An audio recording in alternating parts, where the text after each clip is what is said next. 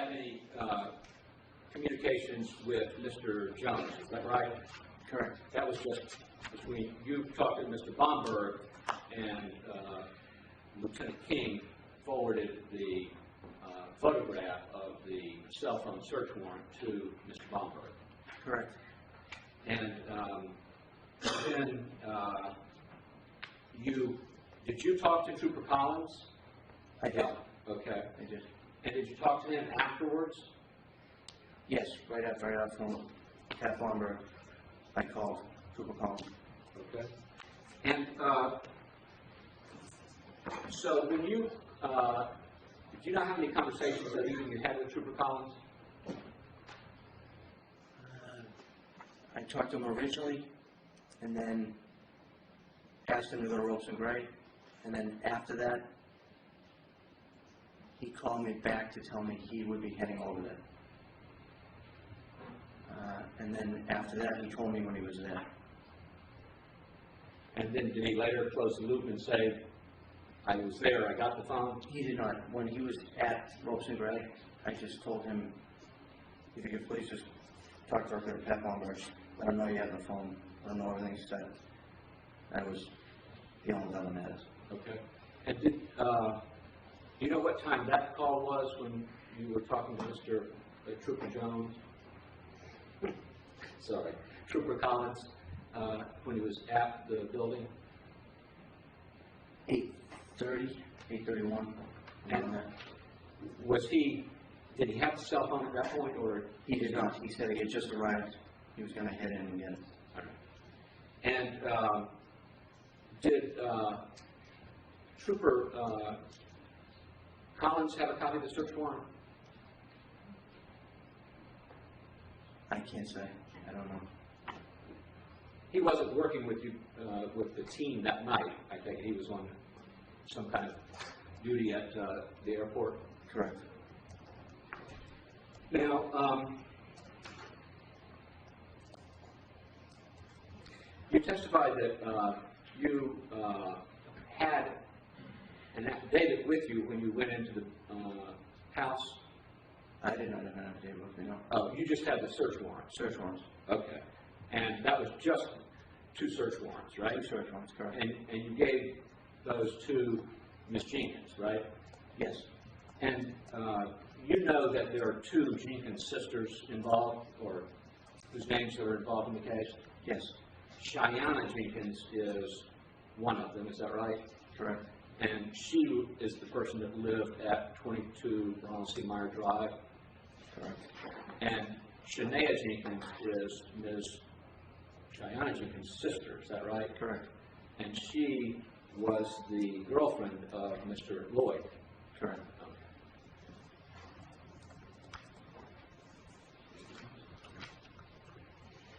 Those are all the questions I have. Thank you. You may step down.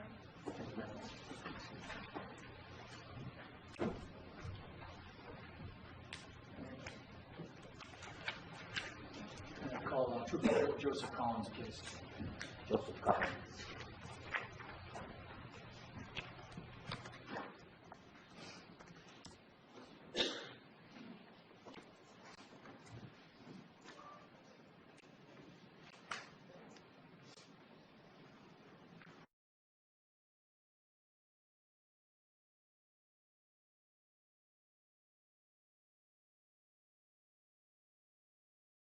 The gentleman just left the courtroom. Yes.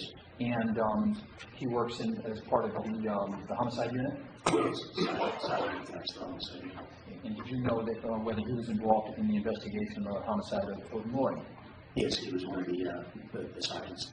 Okay. When he called you at that time, can you just tell us about your conversation? He asked if I was able to go over to law firm and pick up a cell phone from an attorney at that law firm. Okay. What else did he say about that phone to pick up? Just that he gave me a telephone number, gave me the name of the attorney to get the phone from. Okay. And do you recall the name that he told you? Yes, Attorney Robert Jones. And did he also give you a number? He did. He gave me the telephone number. At that time, did you indicate your status in terms of the detail work you were doing? Yes, I just asked him if he could do the time frame as far as if it needed to be picked up right away, or if I had a little bit of leeway, just so that I could arrange to have a relief, somebody come and relieve me, so I can shoot the downtown work. Okay. And were you familiar with the location? Yes. Yes, very familiar. And did you then have to make some arrangements so before you could leave your post, essentially? Yes. Okay. And after you had that conversation with your initial conversation with Sergeant Baker, did you speak to anybody else by phone? After that initial phone call, yes, I did. Who did you next speak to? I then spoke to Attorney Jones. And just tell us about that conversation. I called him and found out that I was actually in Hernandez, it was his cell phone, and so I spoke to him briefly, just asked him, what time he was going to be working till, explained to him that I was doing a detail at Logan Airport and that I needed additional arrangements to get coverage. I asked him what time he was going to be working till, or if he was going to be leaving shortly, and he said no, he was going to be staying there for some time. And just in terms of his tone during the course of your conversation, you could describe that? Very friendly. Conversational, very friendly. Okay. How long do you think you spoke to Attorney Jones? That first conversation was maybe 3 minutes total. And as a result of finding out essentially how long he was going to be there, potentially the time frame, did you then make other arrangements? I did. I explained to him that I needed to basically have someone come in and relieve me so that I could meet him. So I wanted to make sure that there wasn't a real crunching time for him. And then I said I would give him a call back once I made those arrangements. Did you indicate when you said in your conversation about the scheduling aspect that you were currently working? Yes. Did you describe how you were currently dressed? Yes. The first phone call, I explained to him that I was doing the detail at Logan Airport, and then I was in full uniform. And I asked him if that was going to be an issue with me coming into the law firm in uniform. And what did he say about that? He stated no, it's not going to be an issue. And after that conversation, did you have a further, did you then later have a follow-up conversation with him? I did. I explained to him that on the first phone call that once I made arrangements for the coverage, that I would then call him back and let him know my time frame when I would be back to his office. Okay. And after that first phone call, how much time had passed before you called again? It was a good 20 minutes, maybe a half hour. It was a little while. Okay. What was your purpose in calling him at that time? To let him know that I did get coverage and that I was on my way over. Okay, so approximately what time would this have been? Probably closer to a quarter of 8 or so. And how far out are you from where you are at Logan Airport to where you understand the location of the office? At that time, there was no traffic, so I would have been able to get there pretty quick, going right through the tunnel and down to the production center. So it would have, 10 minutes stop, 7 to 10 minutes. Prior to going in that direction, did you stop someplace? I did. And was there a purpose of your stop? There was. Okay, and did you pick something up? I did. What was that? Tin-foil. Okay, and did you have some understanding why you might want to bring tinfoil? Yes, I did not have the container or the cell phone to protect the bags, the evidence bags that are used to block the signals, the cell phone signals. So if the cell phone was given to me and was still on, I wanted to protect that so that there was no signals. So after doing that, did you then head over toward, did you know the law office to be located in a building at the Prudential Center? I did, yes. And you've been to there before? I've been to the Prudential Center numerous times. I actually have been to the law firm of Ropes and Gray, but I've been in that building many times. Okay. And so tell us what happens, do you finally arrive in that vicinity? I do, yes. And again, to the extent that you remember the time, approximately what time? Approximately it was right around 20 past 8, 8:30 that I arrived at outside the law firm. I had to park near the hotel and kind of cut through the Prudential Center because there's no parking right near the Prudential Tower. I see. And so when you then, did you make your way over to the building, the Prudential Center? Yes, I made my way to the lobby of the Prudential Center. Okay, and did you have any further phone contact with Attorney Jones? While I was, as soon as I parked at the hotel, I gave him a quick call and said, I'm here, I'm walking into the Prudential Center now. Okay, and did he say anything to you about during that conversation? No, a 2-second conversation. Okay, did he say what you should do or where you should? No, I knew from prior conversations where to go. Okay, well, tell us about that. Where did he indicate he would meet you? At this security, there was this desk, a security desk in the lobby of the Prudential Tower. Okay. So that's where I was. And did you How know? was that follow-up conversation? You said you had 20 minutes. The second phone call is when I told him I was on my way, is where where he indicated where I should meet him. Okay, so just if you would state that, so you said, I'm on my way, and what does he say? He said, okay, I basically stated that I should be there, 20 minutes, half hour. And he said, okay, when you come, just come right to the lobby, and there's a security guy there, and she'll call me. Okay. The lobby of the Prudential. The Prudential Center. Right, the lobby of the Prudential Center. Yes, downstairs, first floor. And you were, prior to that date, had you ever been to that lobby area? I had been to the lobby, yes. And just describe that lobby area. Prior to my, over the years of being in and around Boston, that lobby's changed a couple of times, but, it's, very nice, marble, a lot of, bays of elevators, and then to access the top of the hub, use one of those elevator bays. And did you understand that was a public or private area? Public area. And so, at his suggestion, did you go to that area? I did. And just tell us what happened when you went As to that soon as I walked through off of the main hallway of the Prudential Center, is the lobby to the elevators and to the law firm. And so as soon as I entered that lobby, the glass doors, as soon as you walk in, the security desk is right to the right hand side of the lobby, and the elevators are off to the left in the back a little bit. And so I approached the security guard, black female security guard, and explained to her, I was here to see Attorney Jones of Ropes and Gray. This is the lobby of the Prudential Center, not the lobby of the law firm. Correct. First floor, and the law firm is on the upper floors. So you had this a conversation with her, Yes. and how long well, after that did she make the call to the, or did you call? No, she made the phone call. And as a result of her making the call, did she tell you whether she was able to get through to Attorney Jones? She did. And And what did she say? she stated he was on his way out.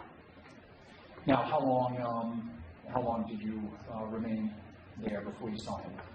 I was talking with the security guard for a couple of minutes, but 3 to 5 minutes. It wasn't long, but a couple of minutes of kind of dead silence.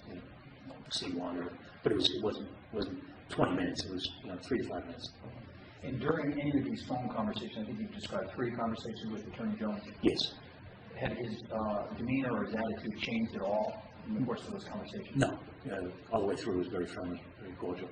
And at some point after the passage of a few minutes, did you see somebody come off the elevator? Yes. And when you saw this individual, did you see anything with him? Yes. And what was that? He had a manila envelope. Okay, and just tell us what you observed him do at that time. As soon as he walked off the elevator, there was a couple of people that had kind of come off the elevator prior to that and walked out, exited the lobby, walked, as if they were going home. So he was like the third person to come, the third group, if you will, to come off the elevator. And as he walked towards me, we made eye contact. We acknowledged each other, and again, I was in full uniform, so he came over to the security desk. We shook hands, and we were at the back corner, the closest end of the security. So you walk in, it starts right on the right hand side, and it was the desk would be about the length of this the jury wall there, and so we talked at the back corner of the desk, the security desk. I see. So was that somewhat some distance from the security guard you've been talking to earlier? Yeah, it was a little bit of a distance, but no. Was that some effort to have a private conversation? Yes. Okay. And upon your greetings, shaking hands, again, with regards to his demeanor, how did he feel? Oh, very friendly. Okay. And just tell us what, when you moved over to this area where you could speak privately, just tell us what happened from there. He presented the envelope to me. And just if you would describe the envelope. Again, it was a vanilla envelope that we're all used to as far as businesses and stuff. And so inside of it, there was a clasp. You could seal it, but it also had the metal clasp on the outside as well. The clasp, it wasn't sealed, but the clasp was closed. I opened it up, and then inside of that was a light blue envelope, and inside the light blue, and that was a letter envelope, and inside that envelope was the BlackBerry cell phone. Okay. And at this point, has he presented that to you? He had, yes. Had he indicated any objection or protest for you accepting it or taking it? No, not at all. And so, as a result of opening up this envelope, just describe the condition of the cell phone that you found inside. It was in 3 pieces. It was the main body of the cell phone, the battery of the cell phone, and then the backing of the cell phone. And as a result of finding him in this condition, did you say anything to him? I did, yeah. I asked Attorney Jones why the phone was broken down like this. And what did he say? He stated that this is the way it was given to him. Okay. And when he said that, did he indicate, or was there any further conversation about when that had occurred or how that had occurred? I asked him, why it was broken down. He said, well, that's the way it was given to me. And I asked him, when was this given to you like this? And he stated it was between, 2 and 3 earlier in the afternoon, earlier that day. Okay. And did he say where that had been presented to him? I asked, where did this take place? And he stated, yeah, it was in their office. And did he say who had presented it to him? He did. And who did he say? He stated Hernandez had given it to him this way. And did he indicate its condition, anything about its condition? He stated that he knows it works because Mr. Hernandez was using it earlier in the day, using it earlier that morning.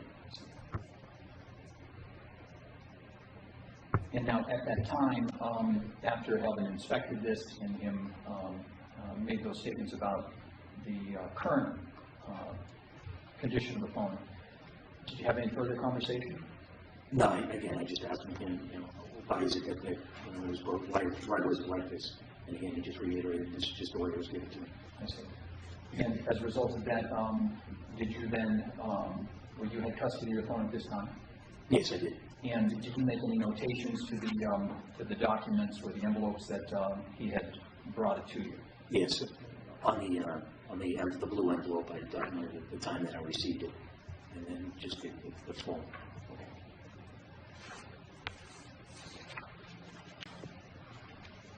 And may I approach him? Just going to show you, I'll show you this document first. It's a 2-page document. To recognize that, what's contained in those documents. I do. Okay, and just describe what is contained in those. So the left side is the picture of the evidence bag that I hand wrote in the lobby. Okay, let me just ask you about that. When you arrived at the lobby, did you bring an evidence bag? I did. I brought this with me. Okay, and after accepting, but prior to using the evidence bag, had you made any notations on the envelopes, either envelope? No, I did all this in the presence of Attorney Jones. Okay, and so that's shown on the left-hand side? Left side, yes. And what about on the right side? That's the cell phone, the BlackBerry cell phone there. Okay, and how many pieces do you see there? Here's only 2, the battery and the body of the phone. And when you saw it, there was 3. Yes. You'd indicated, what was the third piece? The backing to the phone, the part of the back part that actually covers the battery. I see, okay. And that Fairline accurately shows it in its, the type of phone and the condition with respect to it being the phone and the battery. Is that a fair statement? Yes. Okay. Now, on the second page of this document, do you recognize that photo? This is the envelope. This white sticker wasn't on it, but when the envelope was presented to me, this was the manila envelope that I was referring to. And so you've described that the envelope came in the hands of Attorney Jones, and then there was a separate envelope inside of that? Yes, it And was. that color was? Blue, light blue. I'm just going to show you this 2-page document, ask you to take a look at it. To recognize what's depicted in that. Yes. And what is that? This is the envelope that the phone was inside of. Okay, and how many sides of that envelope? There's 2 sides. Okay, and the first side, on the front page is what? Just the main part showing the law firm's return address. Okay. And with regard to the second page? This is the back of the envelope. And, this is where I indicated the time that I received the phone, and here I write 2 or 3, meaning 2 o'clock, 3 o'clock is when he received the phone from Mr. Hernandez, and that he was, using the phone in his presence. And when were you making those notations, or when did you? Right there in front of Attorney Jones. I see. And if you could just read that notation for the court. Sure. At the top it says 6/18/13, and then it says Attorney Jones took possession of the phone at office at 2 to 3 p.m. Hernandez had phone in attorney's presence. If I could offer these as the next exhibits. Exhibits, please wait till the clerk returns. I'll be glad to, Your Honor. At that time. And for the purpose of the record, Your Honor, in sequence, it would be the envelope in the phone picture, and then the blue envelope would follow. Thank you.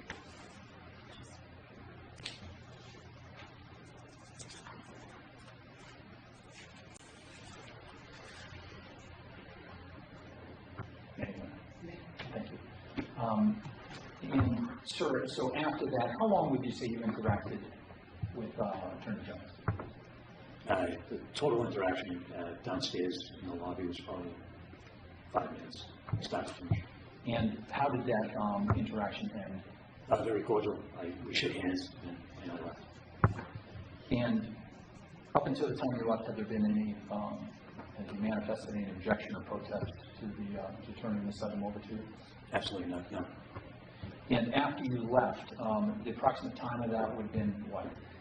About 20 minutes of 9. Okay. And at some point after that, after you left, did you make a phone call? I did. Who did you call? I called it Attorney Bomber, 88 Bomber. And just tell us about that conversation. When I spoke to one of the phone calls I made earlier was with Sergeant Paul Baker, and explained to him, I actually called him when I was at the downstairs parking, explained to him I'm getting ready to go up to get the phone and stuff. He said, all right, when you're done, give Attorney 88 Bomber a call, just let him know how everything was. And so when after I got back to my cruiser, was when I called Attorney Bomber. And prior to the call that you received, that you indicated was about 7:15 from Sergeant Baker, did you have any knowledge, or had anyone brought to your attention the location of where the phone, Aaron Hernandez's phone had been? No. Thank you. Nothing further now. So we're going to talk, we're going to take another recess at this time. 11:15 on this clock. The proceeding is now finished. All right.